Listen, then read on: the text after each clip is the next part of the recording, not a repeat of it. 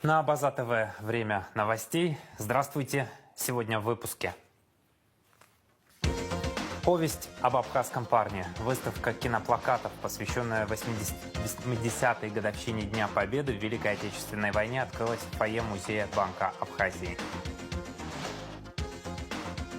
К 80-летию Владислава Ардзинба. Второй фильм из цикла «История грузино-абхазских переговоров» на Абаза ТВ. Депутат Адгур Харазия может быть задержан в ближайшее время. Об этом заявил министр внутренних дел Роберт Киут в рамках расширенного заседания Комитета парламента.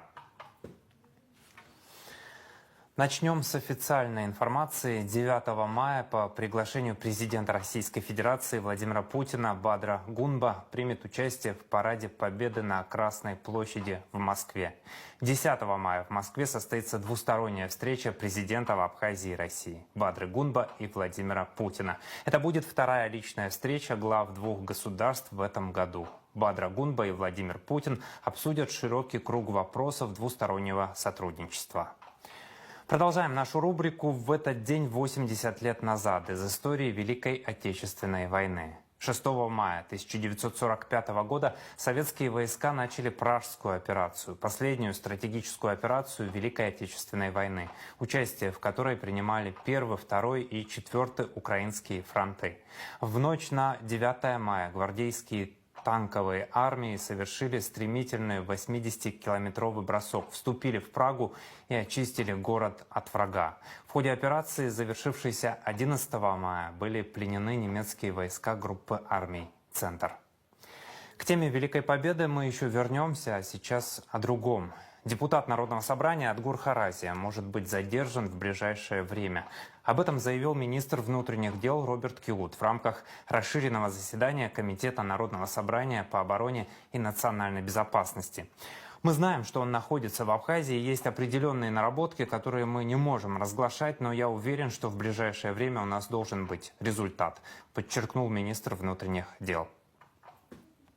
Здесь, на территории Абхазии, проводится весь комплекс имеющихся сегодня возможностей службы госбезопасности. Это отдельно они свои будут говорить, но тем не менее служба госбезопасности и Министерство внутренних дел. Более подробно, скажу так, Тимур Адамурович, вы имеете определенную практику оперативной работы. Углубляться в некоторые вопросы, к сожалению, мы не можем, потому как они имеют определенную свою специфику. Да. Но могу вас заверить, что работа ведется достаточно активная. Есть определенные наработки, серьезные наработки, на которые мы сегодня опираемся и надеемся, что будет в ближайшее время результат. Очень надеемся. В каждой семье, непосредственно кто так или иначе замешан в этом деле, растут молодые люди.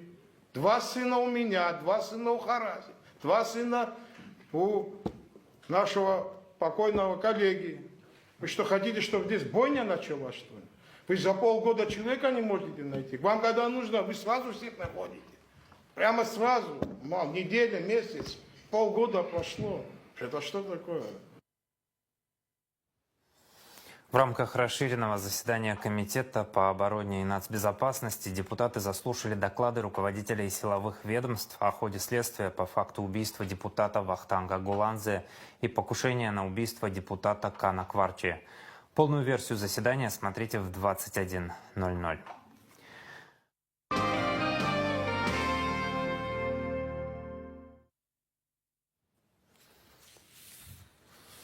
Как это было? К 80-летию со дня рождения Владислава Ардзинба на канале Абаза ТВ продолжается презентация документального фильма об истории грузино-абхазского переговорного процесса под эгидой ООН и при посредничестве России. Сегодня после выпуска новостей предложим вашему вниманию вторую часть фильма, в которой отражены главные события дипломатической истории Абхазии с 1995 по 2000 годы.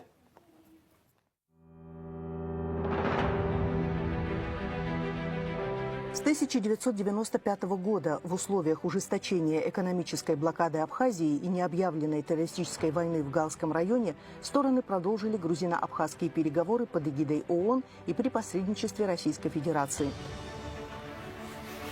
Они проходили в Женеве, в Москве, в Тбилиси, в Сухуми. Однако подготовленный летом 1997 года политический документ по урегулированию грузино-абхазских взаимоотношений при участии министра иностранных дел России Евгения Примакова не был подписан. Политическим событием этого периода стала поездка Владислава Ардзинба в Тбилиси и подписанное заявление о неприменении силы. В мае 1998 года стороны оказались на грани новой войны. Организацией Объединенных Наций была инициирована идея о проведении встреч по укреплению мер доверия в Афинах, в Стамбуле и в Ялте. Подробнее об этом во второй части фильма.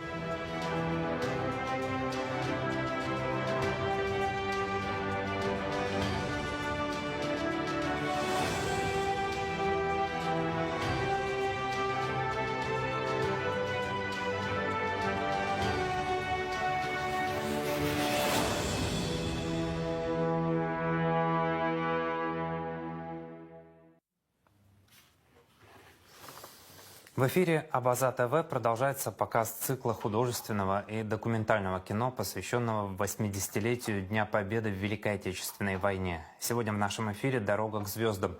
Художественный фильм, снятый режиссером Эдуардом Пенслиным в условиях эвакуации во время Великой Отечественной в 1942 году.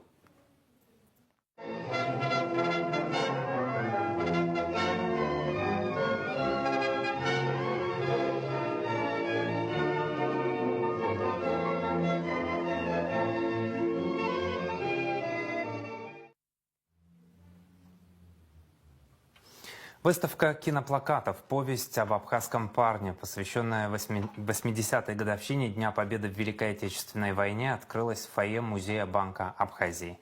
Это киноплакаты из личной коллекции фотохудожника Ибрагима Чкадуа. Подробности в репортаже Элеоноры Гилаян.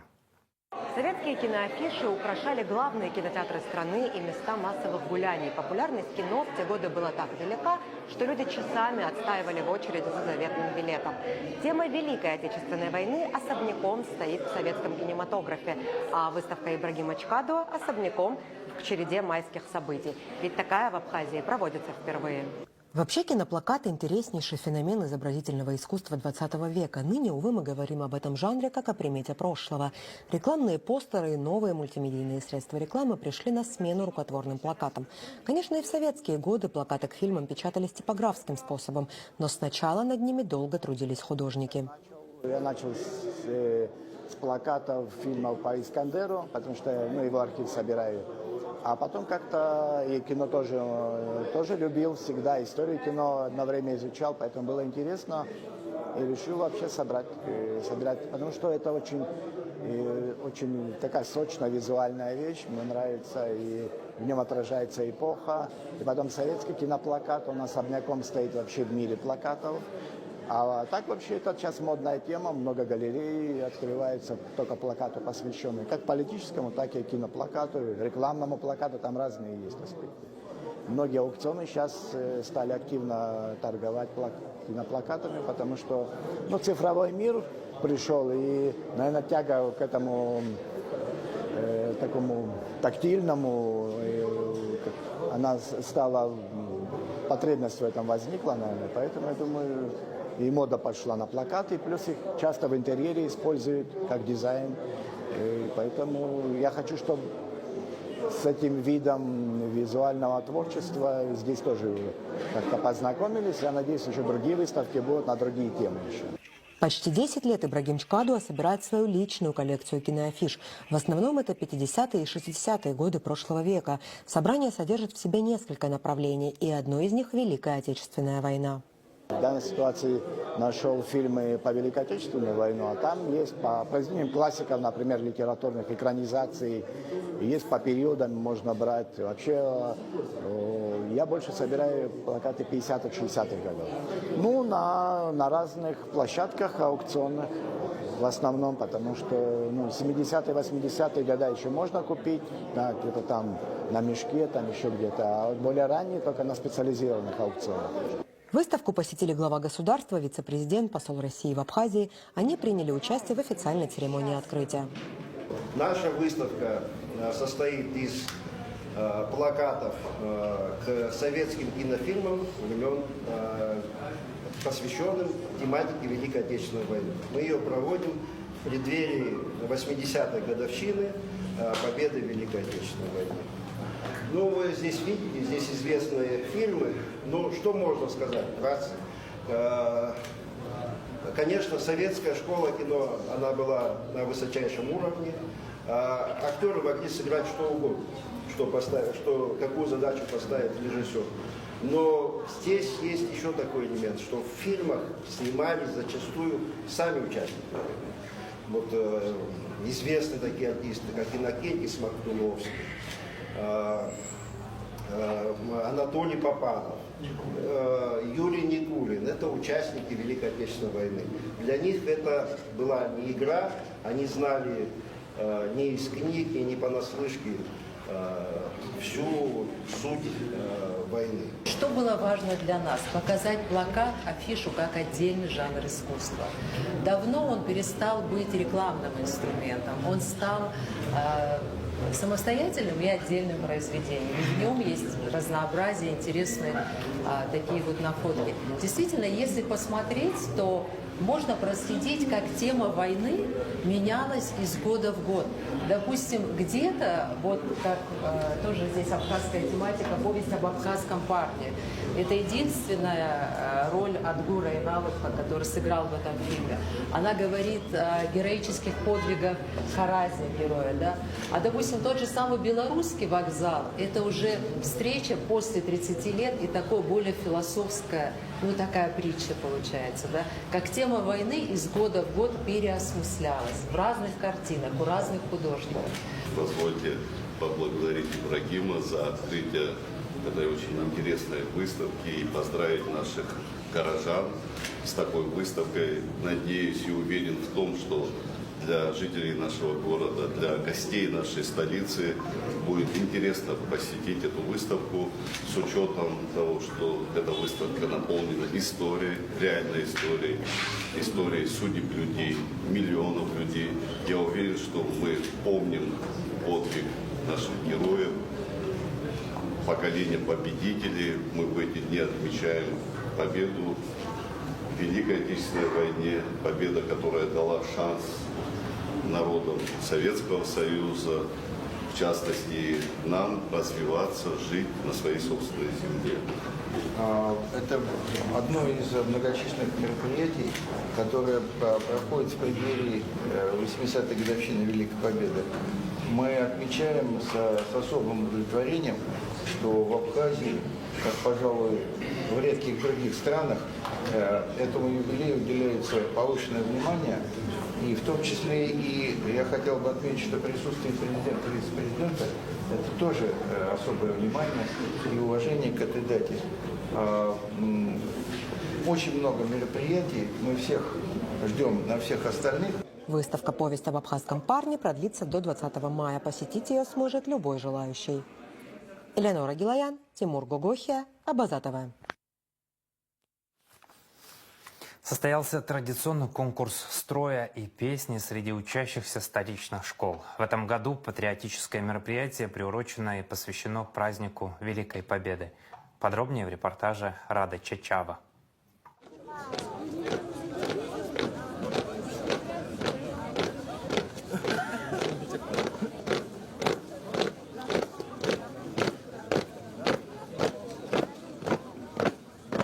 В эти же дни, 80 лет назад, мир еще сотрясался страшной войной. А сегодня под голубым небосводом, под мирным небом, отвоеванным ценой миллионов жизней, молодые совсем ученики школ строевым шагом маршируют по белокаменной Сухумской набережной, напевая песни военных лет. Они чтят память погибших, память дедов, воевавших против нацизма, и говорят о победе с волнением и трепетом.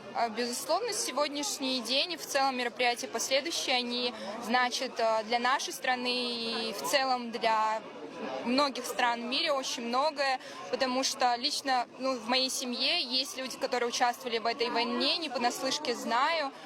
Поэтому этот день очень многое значит. На сегодняшний день мы готовили программу. Все отнеслись очень ответственно, потому что, опять-таки, это очень важный день. Нам нельзя забывать поступки людей, которые отдали свою жизнь, чтобы мы сегодня в такой прекрасный день могли спокойно чтить память и себя ощущать спокойно на этой земле. Для меня и для моих друзей этот праздник очень важный. Мы не один день готовились к этому празднику. В этот праздник для меня главное,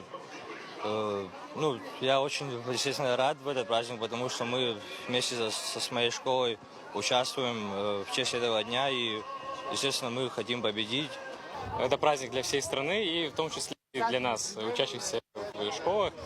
Я очень рад принять сегодня участие. Песни военных лет, аутентичные костюмы, улыбчивые светлые лица совсем юных ребят. Майским теплым утром они возложили цветы к памятнику неизвестному солдату, спели гимн родной страны и приготовились к конкурсу, который в этом году приурочен к одной из важнейших дат – 80-летию Великой Победы. Ученики с удовольствием участвуют в этом конкурсе. Они, как и всегда, традиционно, они готовятся к этому конкурсу в течение учебного года. И сегодня у нас такое завершающее мероприятие. У нас конкурс проводится в два этапа. Между большими школами, мы так определяем, между маленькими школами по количеству детей, учащихся вообще. Победители конкурса будут награждены дипломами и кубками от Управления образования. Конкурс «Строя и песни» проводится ежегодно среди учеников всех школ столицы. Но в этом году все ощущается особенным, важным. Ведь и главная цель патриотического соревнования – привить подрастающему поколению любовь к родине – в преддверии большого праздника обретает исключительный смысл.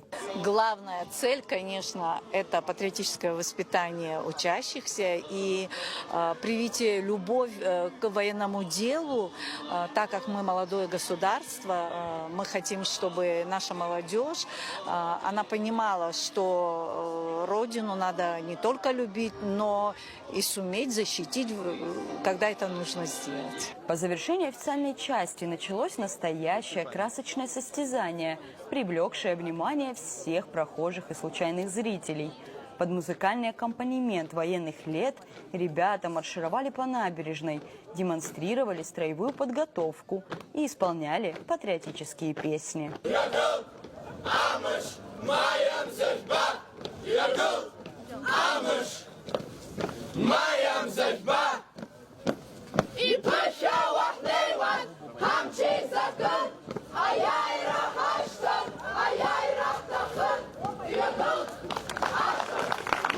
В патриотическом конкурсе «Строя и песни», приуроченном к 80-летию Победы в Великой Отечественной войне, призерами стали среди многочисленных школ Гран-при – 3-я школа, 1-е место – 10-я школа, 2-е место – 4-я школа и 3-я – 6-я школа. Среди малочисленных школ Гран-при получила 14-я школа, а 1-е место заняла 11-я. 2-е и 3-е место разделили 12-я и 7-я школы соответственно.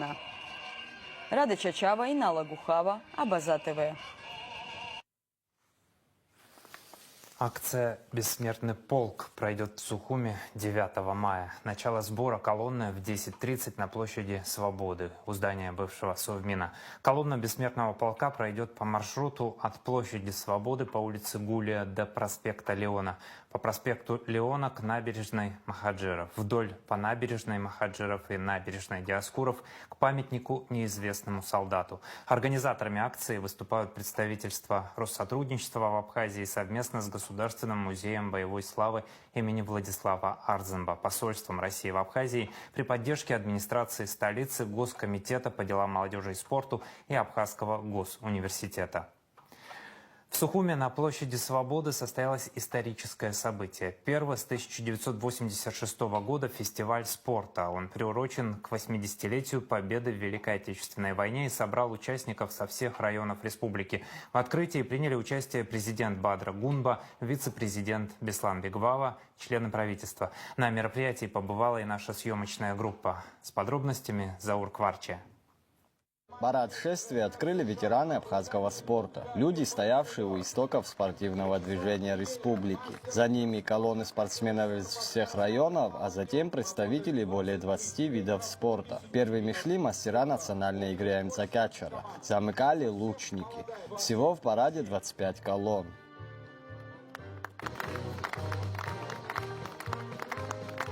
Колонну боксеров Батал Чежи, мастер спорта Абхазии международного класса по боксу. Очерчирский район. Во главе колонны Алана Пшилава, кандидат в мастер. Фестиваль торжественно открыл президент Абхазии Бадра Гунба. В своем выступлении он подчеркнул значимость события для всей страны и сообщил о новом этапе государственной поддержки спорта. Дорогие спортсмены, уважаемые соотечественники, поздравляю вас с открытием спортивного фестиваля. Фестиваль, который должен стать событием не только для спортсменов, а для всех граждан нашей страны. Именитые спортсмены, выходцы из Абхазии, всегда прославляли наш спорт на международной арене. Уверен в том, что среди вас есть достойные ребята, спортсмены, которые продолжат эту прекрасную традицию. Государство всячески будет оказывать поддержку спорта. Спорт, культура, духовность – это то, что нас объединяет и делает нас сильнее. Глава государства отметил, что подобные события должны стать традицией. В этот день он подписал указ о государственной поддержке 30 лучших спортсменов страны, которым ежемесячно в течение года будут выплачивать грант. После открытия фестиваля президент посетил спортивные площадки, пообщался со спортсменами и даже принял участие в мастер-классах. В стрельбе из лука Бадра Гунба с первой попытки поразил десятку, чем немало удивил и тренеров, и публику. Можно и по-другому, ну можете попробовать. На фестивале были представлены десятки спортивных направлений, от дзюдо до художественной гимнастики. Впервые за долгое время на одной площадке собрались тренеры, спортсмены, любители и те, кто только делает первые шаги в спорте. В фехтовальной зоне один из энтузиастов возрождения этого вида спорта в Абхазии. Павел Коршунов, кандидат в мастера спорта, работает в первой спортивной школе Сухума. В советское время очень хорошо был развит Гагра, Сухум. Гагра, Сухум в основном были. Ездили на разные соревнования.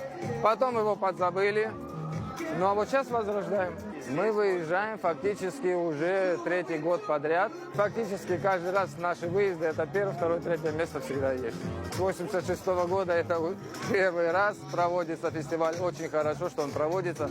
Ребята могут себя показать. Увидят люди, сколько у нас видов спорта. Кто-то заинтересуется. Вот сейчас мальчик подошел.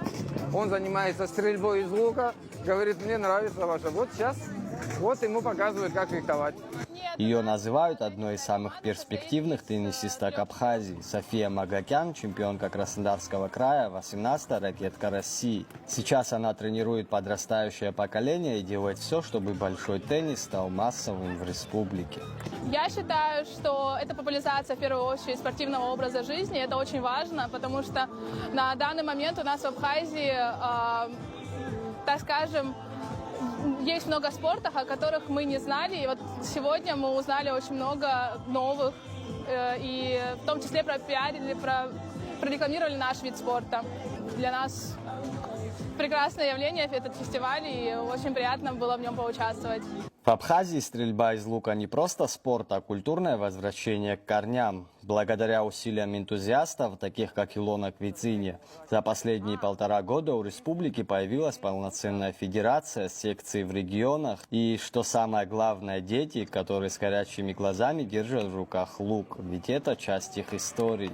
Мы замыкали шествие на параде. Это очень приятно, потому что первыми парад открывали представители народных игр Аимсакяча, и мы логически завершали Хацуа.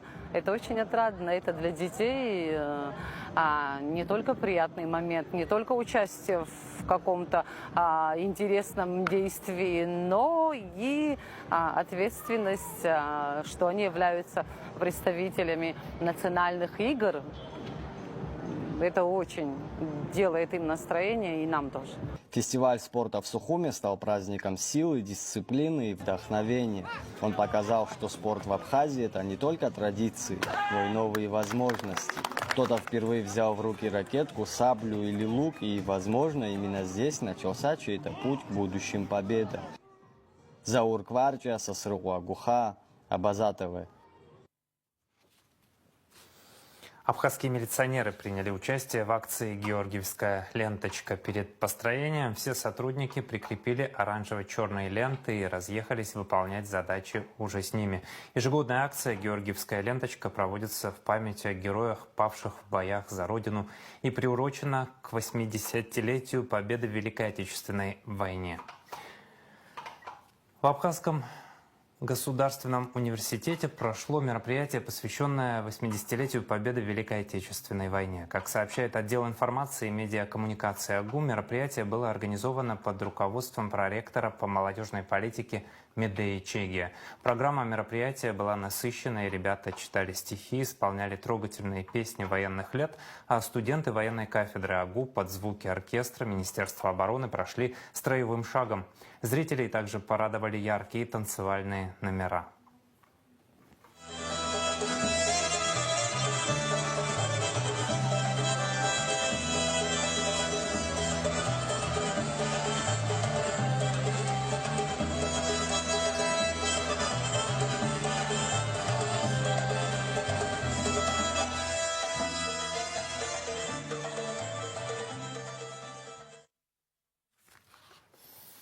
«8 мая в Абхазской государственной филармонии состоится сводный концерт Министерства обороны Российской Федерации «Песни Победы поет весь мир». На нем выступят солисты академического ансамбля «Песни и пляски» Российской армии имени Александрова, солисты Центрального академического театра Российской армии, артисты Центрального дома Российской армии имени Фрунзе. Концерты также пройдут в районах республики.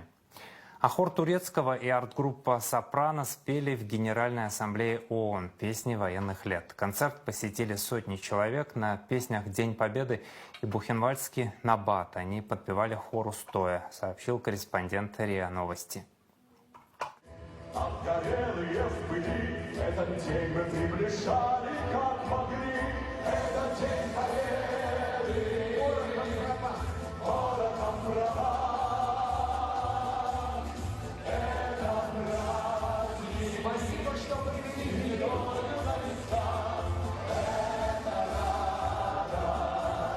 радость. Люди и даты. 5 мая 1950 года родился Руслан Таркил, мастер спорта международного класса, абсолютный чемпион СССР по тяжелой атлетике, рекордсмен Советского Союза и мира, кавалер ордена Ахтзепша 3-й степени, ветеран Отечественной войны народа Абхазии, кавалер ордена Леона.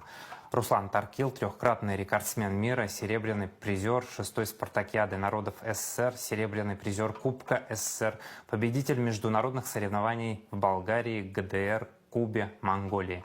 Рекордсмен Абхазской АССР, Грузинской ССР весит до 90-100 килограммов.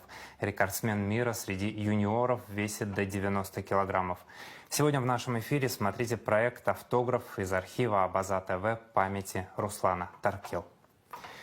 Внешняя политика. 5 мая чрезвычайный полномочный посол Республики Абхазия в Боливарианской республике Венесуэла Заур Гваджава по приглашению посла Венесуэлы Дейси Торрес принял участие в церемонии, посвященной празднованию Дня национального достоинства Никарагуа. В ходе мероприятия Заур Гваджава поздравил посла Никарагуа с празднованием столь важной для страны даты. Глава Минздрава Абхазии Эдуард Будба и главный санврач Алла Беляева приняли участие в онлайн-заседании Совета руководителей уполномоченных органов в области санитарно-эпидемиологического благополучия населения государств-членов ЕАЭС. В нем также приняли участие представители Беларуси, Армении, Казахстана, Кыргызстана, Узбекистана, Таджикистана, Южной Осетии. В своем докладе Будба отметил, что эпидемиологическая ситуация в стране спокойная. Зимой в республике в основном болеют гриппом и ОРВИ. В 2023-2024 годах зафиксирована вспышка коклюша, которая сейчас идет на снижение. В первом квартале 2025 года зафиксировано 8 случаев, в прошлом году 179. Глава Минздрава добавил, что впервые за 30 лет в Абхазии появились случаи заболевания ботулизмом. Управлением капитального строительства завершены работы по благоустройству проспекта Аяйра в городе Сухум, сообщает пресс-служба УКС. Уложено более 1000 квадратных метров брусчатки, возведены бордюры. Также планируется благоустройство двора дома номер 170 на данной улице. Общая стоимость работы около 6 миллионов рублей. В 2023 году на проспекте Аяйра было запланировано благоустройство территории общей площадью 300 квадратных метров. Это благоустройство относилось к дому номер 68 и 70. Однако по многочисленным обращениям граждан площадь благоустройства была увеличена и получилось реализовать на 1300 квадратов больше, чем было запланировано. В связи с чем у нас практически весь проспект выложен брусчаткой, выполнены абсолютно все просьбы жителей. Это подходы к подъездам, тропинки, через газоны и так далее, и так далее. Мы учли максимальное количество всех пожеланий. Более того, по поручению премьер-министра в 2025 году также будет профинансировано благоустройство дворовой территории дома номер 170 по проспекту Аяйра, так как это был единственный двор на данном участке, который не был благоустроен. Работы были начаты в 2024 году, по благоустройству закончены в 2025 году, буквально 2 недели назад. Сейчас о погоде.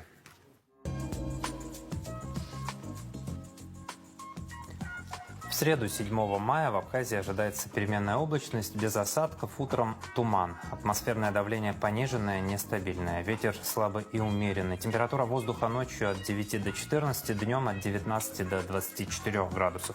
Температура морской воды 14 градусов, волнение морской воды слабое и умеренное. Относительная влажность воздуха от 50 до 70%.